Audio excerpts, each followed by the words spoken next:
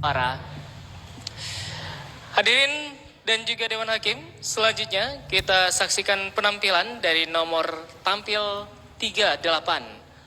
Pentingnya pendidikan Al-Quran untuk generasi masa depan.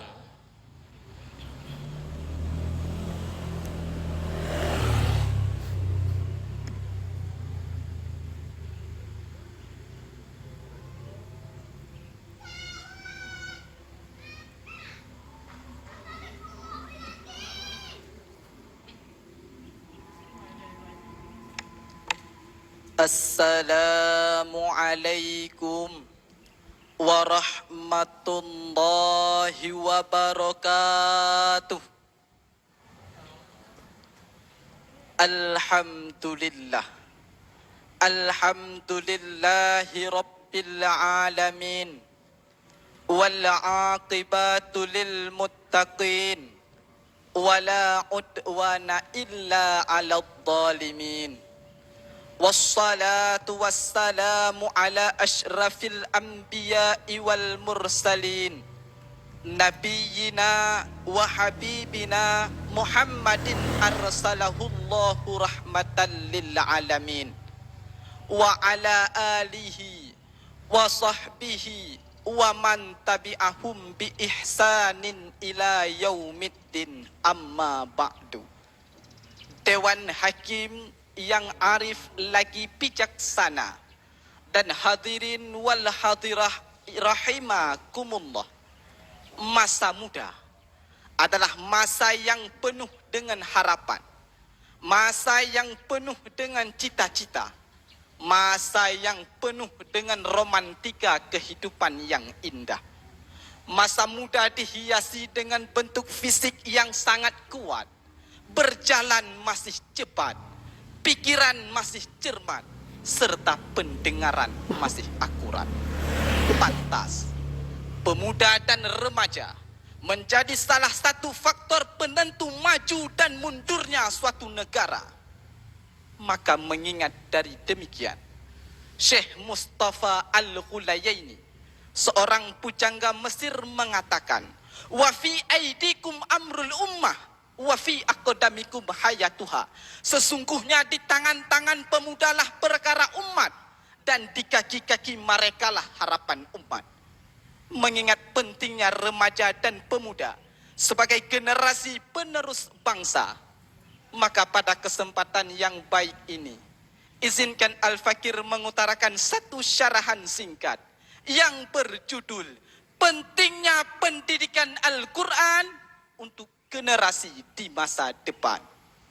Hadirin rahimakumullah, dengan berlandasan Al-Quran, surah An-Nisa ayat yang ke-9, A'udzu billahi minasyaitonir rajim.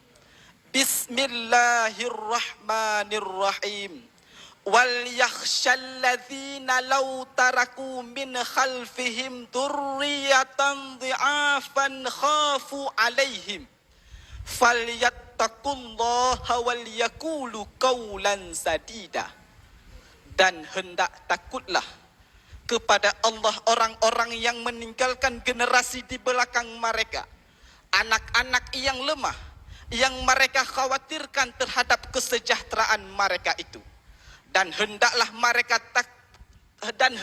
mereka bertakwa kepada Allah, dan hendaklah mereka mengucapkan perkataan yang benar.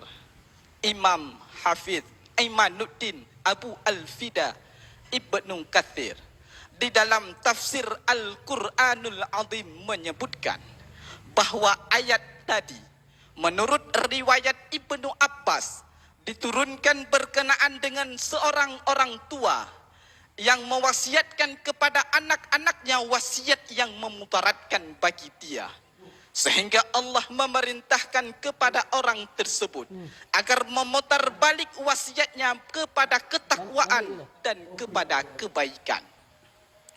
Jika kita kaji lebih mendalam,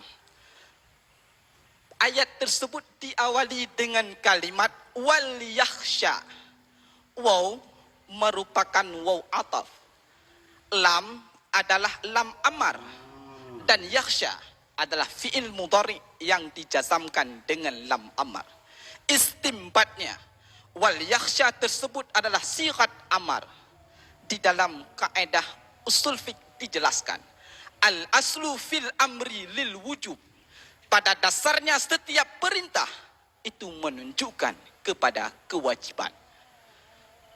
Maka dari ayat di atas dapat kita pahami yang bahwa Allah Subhanahu wa ta'ala mengingatkan kita manusia agar tidak meninggalkan generasi-generasi yang lemah. Baik itu lemah fisik, lemah mental, maupun lemah intelektual.